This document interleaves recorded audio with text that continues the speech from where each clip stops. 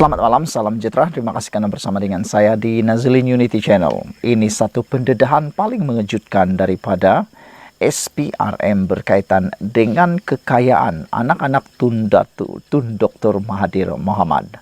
Disahkan hari ini bahwa ini sebabnya SPRM melanjutkan tempo 30 hari lagi kepada anak-anak Mahathir untuk mengisytiharkan harta mereka. Rupa-rupanya ini sebabnya beberapa waktu kebelakangan ini menjadi perdebatan di media sosial apabila ramai mempersoalkan mengapa SPRM membesarkan ataupun menambahkan tempoh waktu SPRM untuk mengisytiharkan harta tersebut. Namun demikian akhirnya SPRM tampil membawa jawaban kepada kita semua yang kita mahu tahu. Ini rupa-rupanya sebab mengapa SPRM melanjutkan 30 hari lagi. Harta Mokzani terlalu banyak. Itu sebabnya lanjutan masa wajar diberikan, kata Azam Baki, Ketua Pengarah SPRM. Saudara-saudara sekalian, ini memang mengejutkan kita semua. Berapa banyak agak-agaknya kekayaan anak Tun Mahathir Mohamad sehingga lanjutan masa 30 hari lagi diberikan. Ada yang meneka mungkin kekayaan beliau perlu ditulis berlembar-lembar kertas sehingga ianya perlu masa yang begitu panjang. Kalau nak difikirkan berapa lama agak-agaknya perlu dihabiskan untuk menulis semua harta tersebut. Lanjutan tempo 30 hari bagi ahli perniagaan Tan Sri Mokzani Mahathir dan Mirzan Mahathir untuk mengisytiharkan harta kepada Suruhanjaya Pencegahan Rasuah Malaysia SPRM dibenarkan atas dasar kewajaran. Ketua Pesuruhjaya SPRM Tan Sri Azam Baki berkata, kedua-dua anak Tun Mahathir juga turut didapati mempunyai harta yang banyak. Selain perlu meneliti dengan tepat setiap harta yang perlu diisytihar, Mokzani ada memohon tambahan masa sebelum ini dan SPRM telah melanjutkannya selama 30 hari lagi. Tempo masa yang diberikan itu adalah wajar berdasarkan penerangan pegawai penyiasat yang menjalankan siasatan, kata Azam Baki. Ini kerana harta-harta yang terlibat itu disiasat adalah banyak dan perlu lebih detail atau terperinci untuk mendapatkan dokumen atau akuan berkaitan, kata beliau. Beliau berkata demikian pada sidang akbar selepas Majlis Convocation Pegawai Integriti Bertauliah CAIO kali ke-10 di Dewan Tun Hussein On di sini hari ini. Tambah Azam Baki lagi, dua anak bekas Perdana Menteri kerjasama baik, memberikan kerjasama baik diberikan oleh Mokzani dan abangnya Mirzan kepada pihak SPRM sepanjang siasatan dijalankan.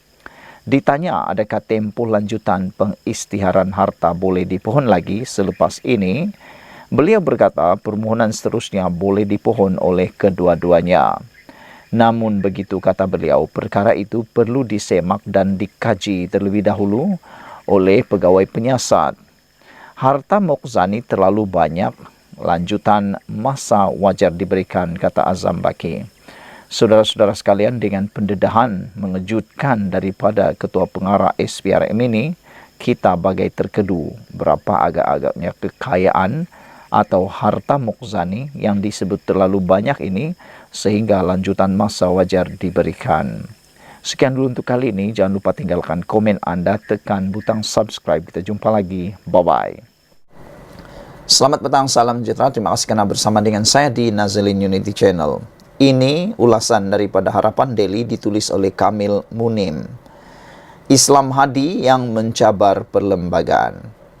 Sudah terlalu banyak bom jengka yang dicipta Tan Sri Abdul Hadi Awang sudah meletup. Minda Presiden PAS sudah menjadi menghisap dan memadankan dalil-dalil mulia untuk mengeji seteru politik sebagai acara mingguan. Letupan 3R kali ini bukan sahaja mengeruh integriti institusi kehakiman dan Majlis Raja-Raja. Malah seruan ini memperalatkan agama sebagai medium asing dari perlembagaan persekutuan. Seruan mencabar perlembagaan persekutuan ini tidak terhad kepada Ego Presiden PAS merendahkan diri di sebalik ayat suci Al-Quran dalam bicara keadilan dalam Islam. Keadilan sebenarnya tidak boleh ditafsir sehala dari lensa dan kedudukan pihak-pihak yang terlibat. Mereka mempunyai konflik kepentingan dan kemauan masing-masing. Mahkamah tidak akan pernah boleh memuaskan hati semua pihak. Sebab itu, kita sering sahaja melihat mereka yang sebelum ini memuji ketegasan mahkamah hari ini menghamun institusi tersebut pula. Begitulah sebaliknya. Ekstremisme aliran hadi, kejumudan ini memaksa pengasingan agama dengan sistem perundangan. Akhirnya, ia sekali lagi mengembalikan persoalan masyarakat kepada stereotip ekstremisme agama yang dibawa aliran hadi. Bagi Presiden PAS, solusi kesempurnaan Islam versi PAS adalah jawapan kepada semua persoalan tanpa mengambil kira fikrah penubuhan negara, jauh sekali demografi. Apalah sangat kontrak sosial dan kestabilan negara bagi mereka. Begitu jelas pelanggaran yang dilakukan dalam perang saraf hadi hanya untuk mereka berkuasa. Ketika demokrasi tidak berpihak kepada PAS, begitu lantang Tuan Guru menjenamakan Perlembagaan Persekutuan sebagai muslihat yang diterima tanah Melayu demi kemerdekaan. Ironinya, perlembagaan ini tidak pula menipu umat Islam ketika komrad mereka memegang kuasa. Tabiat gopoh memberi ulasan keras sebegini adalah satu ketagihan yang memakan diri. Tidak menghairankan, api keagamaan ini sengaja dimarakkan susulan. Ahli Parlimen Marang itu menyindir keputusan Mahkamah Persekutuan. Sebelum ini, panel 9 hakim dalam keputusan majoriti 8-1 membenarkan petisyen oleh Nick Elin, Nick Zurina, Nick Abdul Rashid dan anak perempuannya Tengku Yasmin Natasha Tengku Abdul Rahman untuk membatalkan 16 peruntukan enakmen jenayah syariah Kelantan.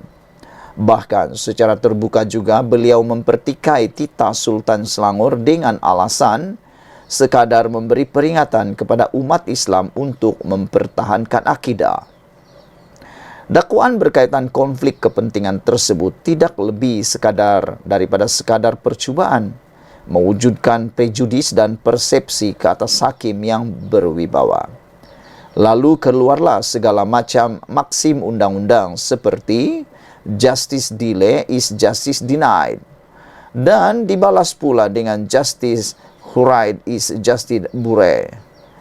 Biar di pihak manapun, kita semua ini kemungkinan menunjukkan bahawa isu undang-undang bukanlah isu yang pegun dan mudah. Angkubah dan perkiraan yang diteliti adalah pelbagai. Peruntukan dan asas undang-undang harus jelas. Bukti dan fakta mesti tidak meragukan.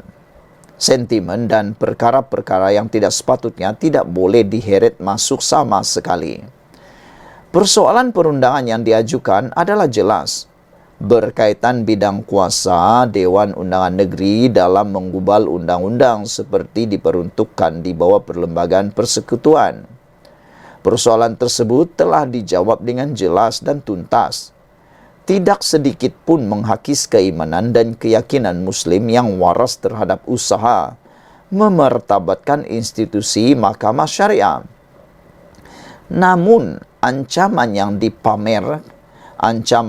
dipamerkan jelas menunjukkan sikap hipokrasi segelintir kelompok pemimpin yang cuba mencipta cerita dongeng. Persoalannya, apakah enakmen syariah di Kelantan lebih suci berbanding di negeri Selangor? Seperti yang telah diputuskan oleh Mahkamah Persekutuan pada tahun 2021. Di mana jeritan dan lolongan pertahankan syariah pada ketika itu? Ditulis Kamil Mumin merupakan setiausaha politik Menteri Keuangan, juga timbalan Ketua Angkatan Muda Keadilan Malaysia AMK. Ditulis oleh Kamil Jamil. Saudara-saudara sekalian, menarik perhatian kita selain daripada perkara ini ialah apabila PAS beri peringatan termasuk kepada raja-raja, anggap perlembagaan ada banyak bom jengka. PAS secara berterus terang memberikan peringatan kepada penganut Islam supaya menjaga dan mempertahankan akidah masing-masing. Presidennya Tan Sri Abdul Hadi Awang berkata peringatan itu bagaimanapun bukanlah menghina terutamanya kepada pengamal undang-undang malah raja-raja. Beliau kata, saya sekadar memberikan peringatan kepada penganut Islam supaya menjaga dan mempertahankan akidah masing-masing. Bukanlah menghina khususnya pengamal undang-undang dan semua yang terlibat dengannya daripada kalangan para hakim dan peguam termasuk ahli parlimen dan ahli Dewan Undangan Negeri Adun, bahkan raja-raja supaya berwawasan akhirat dengan bijaksana memandang ke akhirat sana bukan memandang kepentingan dunia di sini sahaja. Katanya, peringatan ahli parlimen Marang itu terkandung dalam siri tulisannya Minda Presiden hari ini bertajuk Ketinggian Islam Wajib Dipertahankan. Dia yang terkenal dengan amanat Haji Hadi di Bongol Peradong Terengganu pada 1981 April itu juga menyifatkan Perlembagaan Persekutuan sebagai memiliki banyak bom jengka. Kita telah dibekalkan oleh penjajah dengan perlembagaan yang memiliki banyak bom jangka sebagaimana yang telah digubal oleh Suruhanjaya Red. Katanya, perlembagaan itu dibentuk oleh penjajah ketika memberikan kemerdekaan yang tidak sempurna yang tersurat dengan perkara-perkara yang masih menjajah fikiran kita bagi menyesatkan kita daripada Islam dakwanya. Sehubungan itu menerusi siri tulisannya bilangan 9 2024 itu juga Hadi berpendapat kita tidak harus terikat dan dikongkong dengan perlembagaan persekutuan.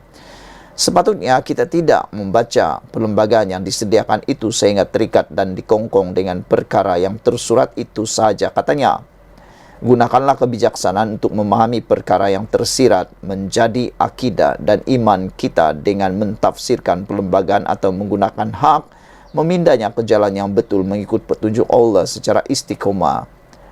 Tidakkah sudah banyak perkara yang dipindah dalam perlembagaan tersebut? Soalnya pula, walau bagaimanapun dalam masa sama Hadi berkata, negara telah menyaksikan adanya hakim-hakim veteran terdahulu yang telah melakukan kebijaksanaan dan mengemukakan cadangan mereka. Saudara-saudara sekalian, ini adalah perkara yang mengejutkan kita semua. Sekian dulu untuk kali ini. Jangan lupa tinggalkan komen Anda, tekan butang subscribe. Kita jumpa lagi. Bye-bye.